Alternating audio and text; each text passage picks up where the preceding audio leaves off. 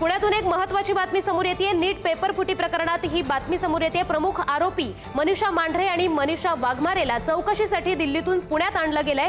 नीट प्रकरणातील आरोपी मनीषा मांढरे आहे, मनीषा वाघमारे सुद्धा आहेत। त्यांना आता पुण्यात आणलं गेलेलं आहे। सीबीआय कडून दोघींची समोरासमोर बसवून चौकशी सुरू झाली आहे। दोघीही पुण्यातील एकाच इमारतीत रहिवासी आहेत। मनीषा वाघमारेच्या ब्युटी पार्लरमध्ये पेपर फुटीचा प्रकार उघडकीस आला होता।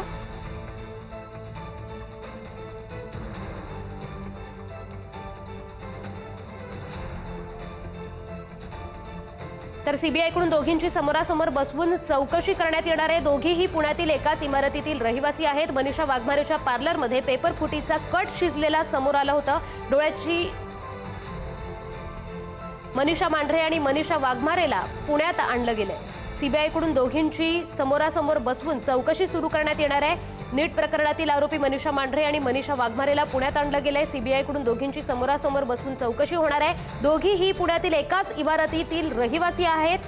मनीषा वाघमारेच्या ब्युटी पार्लरमध्ये पेपर फुटीचा कट शिजला होता। या संदर्भात अधिकचे अपडेट्स देतात आमचे प्रतिनिधी बालाजी पोद्दार। तर बालाजी, सीबीआय कडून आता दोघींची चौकशी सुरू झाली आहे, काय अधिकची माहिती?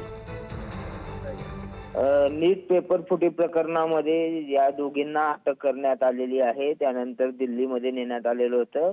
पुन्हा एकदा त्यांची चौकशी करण्यासाठी जे आहे ते पुण्यातल्या सीबीआय कार्यालयात आणण्यात आलेलं आहे। कारण पेपर फुटी प्रकरणात मनीषा वाघमारे आणि मनीषा मांढरे दोघींनी मिळून एका ब्युटी पार्लरमध्ये कट रचला होता अशी माहिती सीबीआयला आहे। आणि त्यानुसार त्या ठिकाणची माहिती घेणे, त्याचबरोबर तिथल्या ठिकाणी जाऊन आणखी तपास सीबीआयला करायचं आहे। त्याचबरोबर या दोघींची एकमेकांसमोर जी आहे ती चौकशी करायची आहे। आणि ती एकमेकांसमोरची जी चौकशी आहे ती मंगळवारपासून जी आहे ती सीबीआय कार्यालयात चालू आहे।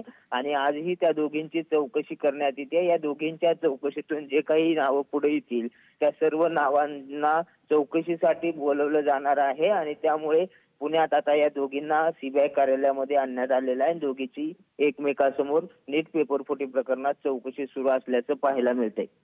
जी, धन्यवाद बालाजी दिलेल्या या माहितीबद्दल।